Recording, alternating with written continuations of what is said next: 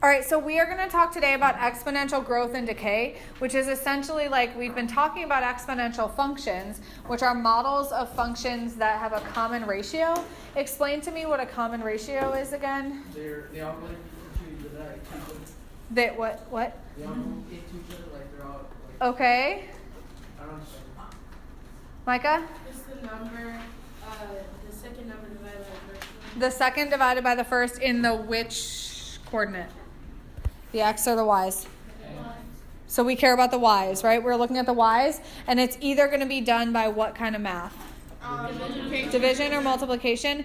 If it's division, we don't really want it to be divided by, so that's Micah when we take the second divided by the first to get the decimal, right? So in this case, in number 2, our common ratio ended up being what?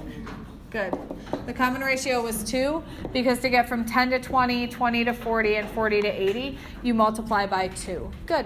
Okay, and then number 4, you know it's an exponential function. How? How do you identify that this is an exponential function? The exponent is a x. The variable is in the exponent spot. If it had an exponent of 2, what kind of function would it be? Quadratic. If it had no exponents, what kind of function would it be? Simple. Fatima, linear. A linear function. Yeah, if it doesn't have exponents, it's a linear function. Okay, so when we're doing exponential functions, we talk about either exponential growth or exponential decay. Does anybody have an idea what growth versus decay means? You're right. Okay, so does anyone have an idea about what growth versus decay means? Like, whether it's going down. Whether it's going up or going down. What do you think growth is? Going up, getting higher, and decay is going down. Because, yeah, decay basically is a synonym for dying, right? So it's like parts of it are dying. So decay is getting smaller, going down. Okay, so we're going to talk first about exponential growth and then a common model for exponential growth that we use. And then we're going to talk about exponential decay and a common model that we use for that. So exponential growth is the idea that a quantity is increasing over the same rate. That's our common ratio in each time period. So we're talking about a period of time. Exponential growth basically is an exponential function where time is a part of it. So we're talking about it happening over the course of years, over the course of months, over the course of decades, weeks, whatever it is. So in terms of exponential growth, that's just an exponential function that has time in it. Okay? So we use this equation to figure out exponential growth. You do not need to memorize these. I will give them to all of you, but you need to be able to figure out where parts go in each of them. So for instance, this is the formula y equals a 1 plus r t. A is the original amount, whatever your original amount was that you started with. R is the rate of growth, so whatever your rate is, except it has to be expressed as a decimal, which means if they give it to you as a percent, which is how they will always give it to you, what do you need to do? Move it over 2 spots. Exactly. So move your decimal over 2 places. And then T is the number of time, like however much time it's been. Okay, so if it says it's been 32 years, then that would be your T. Okay, so A is original. R is the rate expressed as a decimal, and T is time. Y is just your final answer. So in this problem, the original value of a painting is $1,400, and the value increases by 9% every year. Write an exponential growth function to model this situation. So that's a fancy way of saying plug it in. All right. And then find the value of the painting in 25 years. The only thing up here that we need to look at and change is which part of it. The decimal. It's a percent. We need to make it a decimal. So what does that become? 9% is 0.09 because we move it over how many times? 2 times. Good. So 0.09. And then we just plug that in. What was my original amount? What's my rate? 0.09. And then over the course of how many years? Good, 25. Okay, before you do anything, so you're going to plug that into a calculator, but before you do that, what's going to happen to that number? Is it going to get bigger or smaller? It's going to decay. Okay, Why would you say it's decaying here? Because Yeah, except what am I doing with it? You're adding. Adding it to 1, which means it's going to be bigger than 1 or smaller than 1? Bigger than 1, so that means it's going to grow. Increasing, guys. Increasing means growth. So increasing means getting bigger. So this is going to get bigger. And that makes sense, right? Because if you paint a painting and the value increases, that means as it goes on, as time goes on, that painting is going to get more and more expensive. So figure out how much it would be by plugging this in. So 12,072.31. Okay. How do you get the 25 to be little? How do you get 25 to be an exponent? Gabe? Oh yeah, and that thing too. That little arrow that points up, right? It's called a caret. So that caret that points up. Okay, and that ended up giving you guys what? 12,072.31. Okay. I'm going to stop there. I'm going to round to 31. Why am I stopping there? Your F? Because whenever it's like dealing with money, it always has to go to the Yeah, when you're talking about money, we go to the hundredths place. We go to 2 digits. And since it was 0.312, right? 312, we rounded the 1 and kept it the same. When would it go up? Whenever that's 3.5. If it were bigger than 5. Yeah, if the next number over were bigger than 5. Good. So $12,072.31. So that's a pretty big increase because every year it increased by 9%. So that means the price of the painting is getting more expensive by 9% every year. So then if you wait 25 years to buy it, what you could have spent $1,400 on now is going to cost you how much? $12,000. So a lot of money, right? So it's a big increase. And again, exponential growth means it's getting bigger at a rate of, in this case, 9%. But remember that 1 plus 9 means it's going to be bigger than 1. So that's how you know it's growth. All right, it's greater than 1. Okay. One of the most common applications of exponential growth is compound interest. And we've talked about interest a little bit. We've actually seen this formula before. But remind me what interest is. What is interest? Like You have a guess, Brian? Yeah, isn't that thing with money that it Uh-huh. grows like each month? Yeah, month, year, whatever it is. So interest is basically a bank is paying you to keep money in an account. So if we have an interest rate in a savings account, what that's saying is if you put money into the bank, they will deposit interest either every month, every year, whatever it is. And then that interest is basically paying you to keep your money in their bank. Okay, so interest is a way of earning money on your own money without doing anything. So the formula for compound interest, and again, you do not need to memorize these, but you need to know how to use them. So all these parts. P is the principal, which is just your original amount. So same as the last one. P is your principal. It's the original amount. So however much you put in initially. 1 plus R is still your rate, but you have to turn it into a decimal. N shows up twice. And N is the number of times it's compounded per year. Okay, so N is the number of times it shows up it's compounded per year. So we're going to look at some ways that it can do that, but that one's per year, whereas time is just the number of years. So T is the number of years, N is the number of times per year. And Alfonso, what do you do with these two?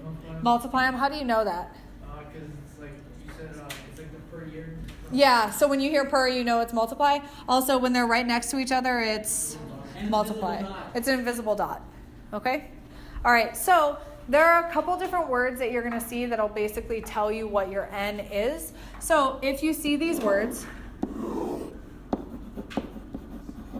this is what N equals. All right, so, Wait, do we have to like draw that graph by the board? I mean, you probably want to write it down so you have it. But annually means what? What? Year. That means it happens how many times per year? Once. So N would equal 1. So if you see annually, that means N equals 1.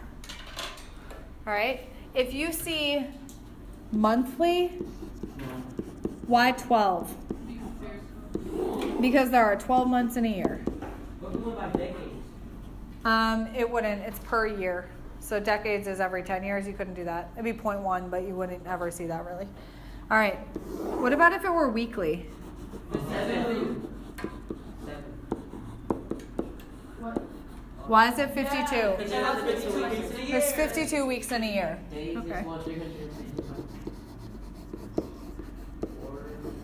What do you think quarterly would be? 4 equals Good. N equals 4 because that means quarter. So quarter of a year is just 3 months, and they use that a lot in financial things. Things we talk about like the fiscal quarter. That's talking about 4 parts of the year. Okay, so those are the ones you'll see. Brian, you said if it was daily, N would equal 365. You're not really going to see that because basically what that means is that's how often your bank is paying your interest. So for example, if you put $100 into the bank and they pay your interest annually, that means only one time a year do they pay your interest. If they pay your interest monthly or weekly, they're doing it a lot more often. So that's good for you because you're getting more interest every time because they're not only paying you interest on your original, they're also paying it on the interest that they've paid you. So it's going up every time. So the more they pay you interest, the better off you are, but they don't usually offer that. So if they offered you daily interest, find that bank, let me know. Because that would be great. If you could find a bank that offers you a daily interest compounding rate, that would be great. You won't find it. Mine does monthly, I think. So I get an interest payment every month.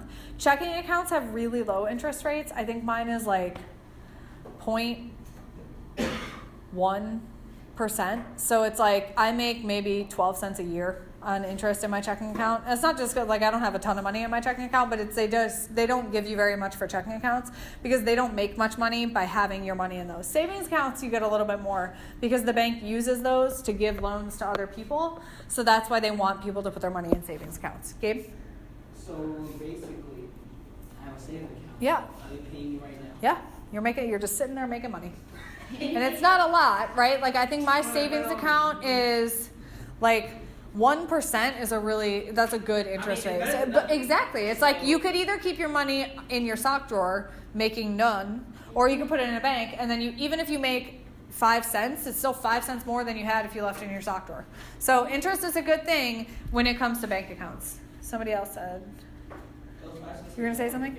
No? Okay. So again, it adds up over time. The best you could find would be a daily compounding interest rate of like 12%, but you won't. Okay? Yeah, that'd be great, but even if they did, it'd probably be a really small amount. Okay, so interest is, again, compounding interest annually means it happens once a year, monthly 12 times a year, weekly 52, and quarterly 4. Those are the only ones you really should need. Okay, so in this first one, $1,000 is invested at a rate of 3% compounded quarterly over 5 years. So where would that go in my formula? 1,000 is the beginning. 1,000 is my principal because that's how much I put in. And then What's my rate? 0.03. 0.03. We're in this problem. Oh. Okay, 0.03. What's my N? 5? No. 4. 4. Why? Quarterly. Because the quarterly tells you your N. So that happens 4 times a year. And then what's NT? Well, N is still 4, and then my time is 5 years. Okay, so my time is 5 years. So it's already there. Now, when I do this on my calculator, you can do it all in one step. Keep in mind, when you want to do a fraction, you hit N over D.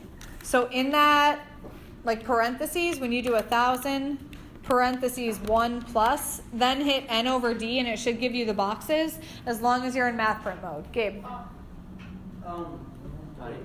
do you get the 1,100? Because it says it's compounded quarterly. Yeah, is it when did he? Quarterly is 4 times a year. There's 4 quarters.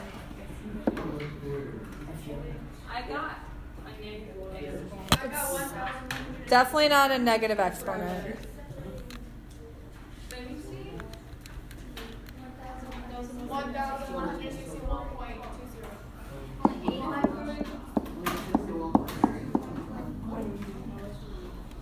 Miss Byrne, Do you have a 19? this is what I did in my calculator. Did I do something wrong? Oh, change it for, you have it in scientific notation mode maybe? No? Oh, you did 100. It's 1,000. Okay. So, 1,161.18. Where did I get the 20 from? 4 times 5. So this is the only step that I did outside of my calculator. Could you have done that in your calculator? Absolutely, okay? If you're in math prep mode, you could just write 4 times 5 and it will do all the scientific notation for you. All right? So down here, that means they ended up with this much money. How much did they put in? A lot. 1,000. So how much money did the bank pay them? About $161.18, right? So that's what the bank paid them just for keeping their money in there, all right? And it was compounded quarterly, which means it happened how often? Every 3 months, 4 times a year, okay? Happened 4 times a year. All right, so try this one. $18,000 invested at a rate of 4.5 compounded annually for 6 years. So, You said 4 times a year, right? yes. But the 4 is. Does the 4 represent the 4 months? No, the 4 represents how often it happens per year. N is how often does it happen per year. So quarterly is 4 times a year. Right. So January, April, July, October maybe? 18,000 or what? But 4 times a year. Quarterly means every 3 months because there's 12 months in a year. So if it happens 4 times, that's every 3 months. But the N is how often does it happen per year. Okay, So quarterly means it happens for, not however many months it is, but how often it happens. Okay, so 18,000 invested. What would this look like? 4.5 over 1? No. 0.05. Why? Because it's a percent, so you've got to move the decimal once, twice, so it becomes 0.045. Over, annually means how often does it happen? 1. And then n times 1 would be 1 times 6. Good.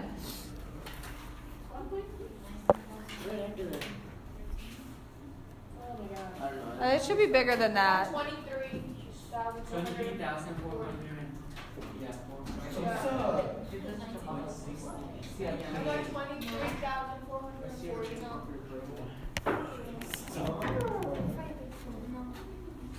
Guys, can you stop? No, I got 43,410. That's a little large, I think. 23,440.68. You rounded up.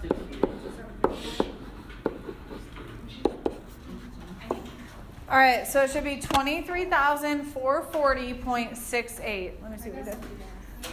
If you got something different, show your neighbor what you put on your calculator. I don't know what you put. I put 2 zeros. I got 20%. We do it. Can I do it like I was doing it this morning? I don't know what you were doing, so. Hold on, I'm gonna show you.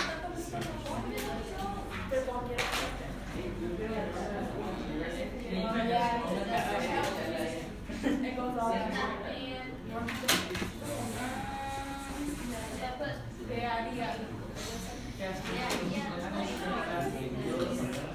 Okay, this is the way I did it. Okay, that works. Now what does that give you?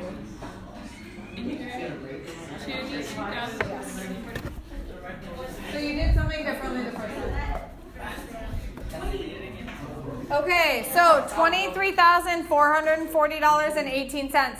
Now, this is happening, it's only compounding once per year, but this rate is better than this rate. And also, how much more money did they have to put in? They put a lot more money. So that explains why it's so much more. It's not that the rate is that much better. It's just that if you put more money in, you're going to make more money on interest. Okay? All right, so go ahead and do these 4. Now, hang on before you get up. For the first one, this is the original equation. This is just exponential growth. And then this one is compound interest. T? What's T again?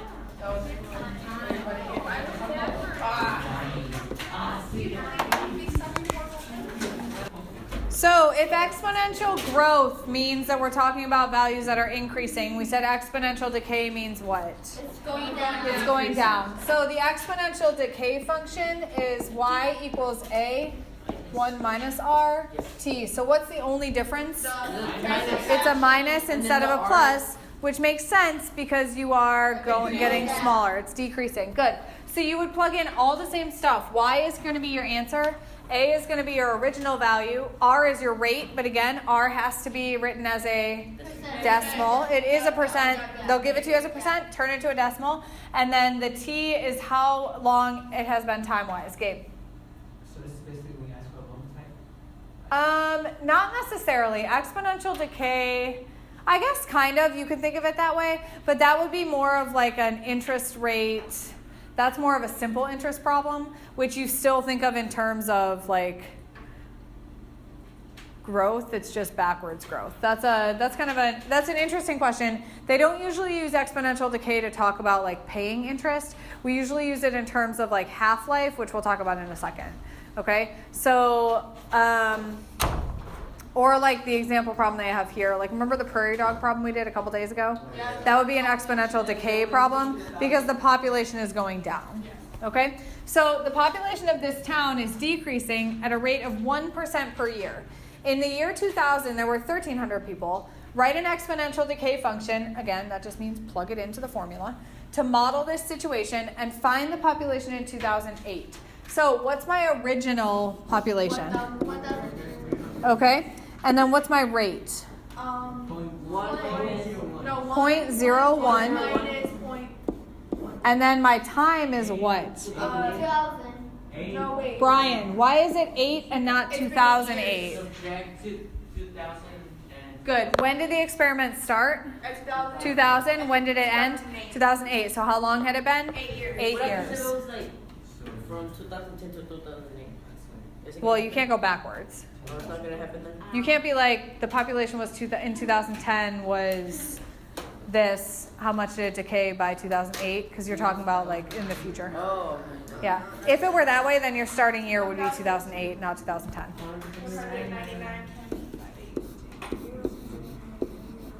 Okay, something like this, right? 1,199.58. However, yeah, because we're talking about people, it has to be a whole number. So we round the 5, makes this 9 round up to a 10, which makes this 9 round up to a 10, which makes this 1 round up to a 2. Okay? So you end up having how many people left in the town? Which means what happened? 100 people, okay, that's morbid. So maybe 100 people died. Probably only some people died, and then what else happened? They could have migrated. They might have left. Yeah, they were like, this town is very small and boring. I'm going to leave. Or, A tornado. yes, a tornado swept them to a different part of Kansas. Right. So stuff happened, and there's 100 people less in that town. So that town is decreasing at a rate of 1% per year. So in 8 years, 100 people were no longer in the town for whatever reason. It would be like. So in another 8 years, yeah, we'll go down by another 100. Okay. All right. So one of the most common applications of this is half-lives. So half-lives we see a lot in science. And basically what half-lives do is they take a compound and they say, how long does it take for this compound to decay by half? So say, for example, you have 10 grams of like magnesium. And the half-life of magnesium is essentially how long does it take till, if you started with 10, how long will it be till you have 5? Okay? So a half-life is how long does it take for something to decay half the amount that it was. So think about like a log in a forest. Over time, what happens to that log? It gets smaller because what happens to the wood? It starts decomposing, it comes apart. Everything essentially will do that, right? When we pass away, if you're buried, if you're cremated, it's different, but if you're buried, over time, your body will decompose and decay, right? Because everything returns to its original form of like very simple matter. So any compound is decaying over time. Half-life is just how long it takes to go from its original amount to half the amount. So when we do half-life, our formula is A equals P. P is the principal, the original, 0.5 T. Why do you think it's 0.5? So that's half. That's half. Okay? So half-life formula will always use half. Now, time is the number of half-lives. So this is where you have to do just a little bit of math. Okay? So we're plugging stuff in, but you've got to do a little bit of math. Now, fluorine 20 has a half-life of 11 seconds. Do we care about this number 20? No. That's basically just a number thrown in there to throw you off. Like when they put in a word problem, something like, there was an 18-wheeler driving down Highway 45 at 55 miles an hour. You don't care about the fact that the truck had 18 wheels, and you don't care that it was going down Highway 45, but they'll put both of those in there to try to trick you. So this fluorine 20 is just the name of the compound. So this number 20 has nothing to do with the actual problem. Okay, so the half-life is 11 seconds. That means every 11 seconds, half of it will decay, will be gone. So that's a pretty fast half-life. Okay, now find the amount of time fluorine 20, again, we don't care about that number, left from a 40-gram sample after 44 seconds. So what's our principal? 11? No, 40. 40, because that's the amount of fluorine 20 that we started with. Now this is always going to be 0.5. This is the part where you have to do a little bit of math. How long is the half-life? 5. How long is the half-life? 11 seconds. 22. How long has it been? 44 seconds. So how many half-lives was that? How'd you get that, Giovanni? 11 times 4 gives you 44. So your T there is 4 because it's asking you the number of half-lives, not the length of time, but the number of half-lives. So if each half-life is 11 seconds, this is basically saying how many half-lives can I fit into that? I will only give you ones where that's a whole number. Okay? This should be a whole number. So you should be able to calculate most of them in your head because I don't want you guys to get tripped up trying to do that kind of math. Okay? So in your calculator, you're going to do 40 times 0.5 to the 4th power. 2.5? All right, so that means after 44 seconds, you started with 40 grams, but now how much do you have? 2.5 grams, that's it. So that's decaying really quickly, all right? That's decaying very quickly, which indicates, do you think this is probably a solid, liquid, or a gas? Liquid. It's probably not a what? A solid. It's probably not a solid because solids take much longer to decay. Why would that be, do you think? Because it's compressed. Okay, because the molecules are packed way tighter. Which do you think decays the fastest? Gas?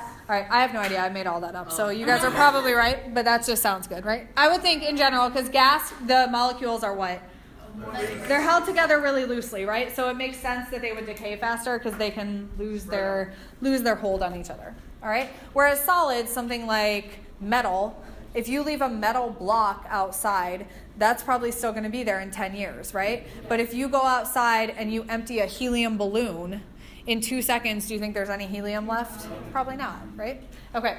All right. So in your practice problems, the two formulas you need, y equals a 1 minus r to the t. That's for the first two. And then the half-life formula is A equals P 0.5 to the T. But remember, what's T? Time. Yes? Number of half-lives. Good, go.